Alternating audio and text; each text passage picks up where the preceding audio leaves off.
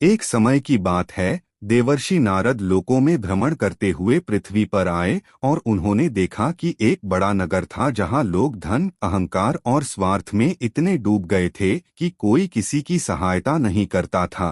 हर व्यक्ति केवल अपने लाभ के बारे में सोचता था और गरीब तथा दुखी लोगों की ओर कोई ध्यान नहीं देता था।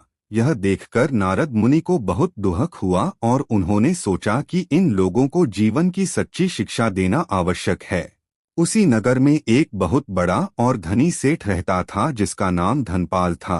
उसके पास सोना, चांदी, अनाज और कई बड़े बड़े गोदाम थे। उसके घर में नौकर चाकरों की कमी नहीं थी और उसका व्यापार दूर दूर तक फैला हुआ था। लेकिन इतना धन होने के बावजूद उसका हृदय कठोर और अहंकार से भरा हुआ था। वह प्रतिदिन मंदिर में जाकर भगवान की पूजा करता था, बड़े बड़े यज्ञ कराता था और लोगों को दिखाता था कि वह बहुत बड़ा भक्त है। परंतु जब कोई गरीब उसके पास मदद मांगने आता तो वह उसे डांटकर भगा देता था। उसी नगर के बाहर एक छोटा सा झोपड़ी में एक गरीब लकड़हारा रहता था जिसका नाम हरिदास था। वह रोज सुबह जंगल जाता, लकड़ी काटता और बाजार में बेचकर अपने परिवार का पेट भरता था। उसके पास धन नहीं था पर उसका मन बहुत दयालु और भगवान में विश्वास से भरा हुआ था। वह हमेशा कहता था कि भगवान ने जितना दिया है उसी में संतोष करना चाहिए और जो थोड़ा भी है उसमें से भी जरूरतमंद की सहायता करनी चाहिए। एक दिन नारद मुनि साधु का वेश धारण करके उस नगर में आए और सबसे पहले सेठ धनपाल के घर पहुंचे। उन्होंने दरवाजे पर खड़े होकर कहा, हे सेठ, मुझे बहुत भूख लगी है, यदि संभव हो तो थोड़ा भोजन दे दीजिए। सेठ उस समय अपने नौकरों को आदेश दे रहा था और जब उसने साधु की आवाज सुनी तो क्रोधित होकर बोला कि यहाँ हर रोज कोई न कोई साधु आ जाता है, मेरे पास इन सब के लिए समय नहीं है, जाओ यहाँ से। नारद मुनि मुस्कुराए और बिना कुछ कहे वहां से चले गए। इसके बाद वे नगर के बाहर हरिदास लकड़हारे की झोपड़ी के पास पहुंचे। हरिदास उस समय जंगल से लौटकर आया था और उसकी पत्नी थोड़ी सी सूखी रोटी बना रही थी। नारद मुनि ने दरवाजे पर खड़े होकर कहा, हे पुत्र, मुझे बहुत भूख लगी है, क्या थोड़ा भोजन मिल सकता है? हरिदास ने तुरंत उन्हें अंदर बुलाया और कहा, महाराज, हमारे पास देने के लिए बहुत अधिक भोजन नहीं है, लेकिन जो भी है वह आपका है। उसने अपनी और अपने बच्चों की रोटी भी साधु को दे दी और बड़े प्रेम से उन्हें पानी पिलाया। नारद मुनि यह देखकर बहुत प्रसन्न हुए और मन ही मन सोचा कि यही सच्चा धर्म है। उन्होंने हरिदास को आशीर्वाद दिया और वहां से चले गए। कुछ समय बाद उस नगर में भयंकर सूखा पड़ गया। कई महीनों तक वर्षा नहीं हुई, खेत सूख गए, नदियां सूखने लगीं और लोगों के पास खाने को अन्न नहीं बचा। नगर के लोग बहुत परेशान हो गए।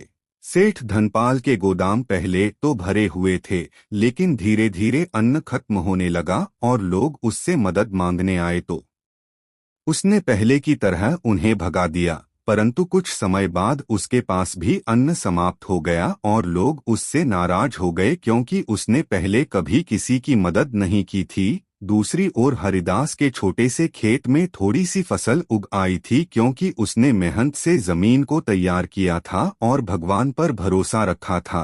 उसने उस थोड़े से अन्न को भी अपने तक सीमित नहीं रखा बल्कि गांव के लोगों में बांटना शुरू कर दिया। वह रोज थोड़ा थोड़ा अन्न लेकर गरीबों और भूखों को देता और कहता कि भगवान ने दिया है तो सबके लिए दिया है। यह देखकर गांव के लोग बहुत प्रभावित हुए और सब मिलकर एक दूसरे की सहायता करने लगे। कुछ समय बाद नारद मुनि फिर से उस नगर में आए और उन्होंने देखा कि सेठ धनपाल अब बहुत दुखी और परेशान होकर इधर उधर भटक रहा है, जबकि गरीब लकड़हारा हरिदास लोगों की मदद करके सबका प्रिय बन गया है। नारद मुनि ने नगर के सभी लोगों को एक स्थान पर बुलाया और कहा कि हे मनुष्यों, तुम लोग जीवन का सच्चा अर्थ भूल गए थे। तुमने सोचा कि केवल धन ही सबसे बड़ा बल है, लेकिन आज तुमने देख लिया कि धन नहीं बल्कि दया, करुणा और सेवा ही मनुष्य को महान बनाती है। सेठ धनपाल यह सुनकर रो पड़ा और नारद मुनि के चरणों में गिरकर बोला कि मैंने जीवन भर केवल धन को ही सब कुछ समझा और कभी किसी की मदद नहीं की, इसलिए आज मुझे यह कष्ट मिला है। कृपया मुझे क्षमा करें और सही मार्ग बताएं। तब नारद मुनि ने उसे समझाया कि भगवान को केवल पूजा से नहीं बल्कि अच्छे कर्मों से प्रसन्न किया जा सकता है। जो मनुष्य दूसरों की सहायता करता है, दया करता है और अपने धन का उपयोग समाज की भलाई के लिए करता है, वही सच्चा भक्त होता है। यह सुनकर सेठ धनपाल का हृदय बदल गया और उसने अपने बचे हुए धन और संपत्ति का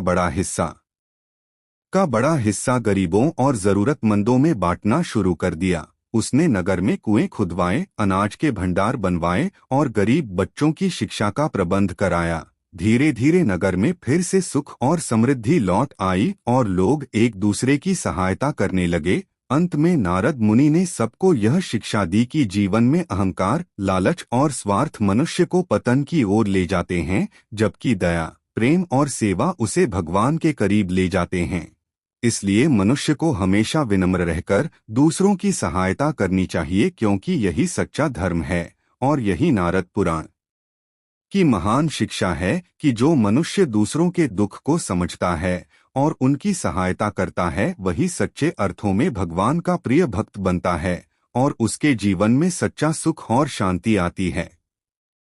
यह कथा अच्छी लगी है तो वीडियो को लाइक करें, चैनल को सब्सक्राइब जरूर करें ताकि हमारी हर आने वाली वीडियो आप तक जरूर पहुंचे। जय श्री हुई।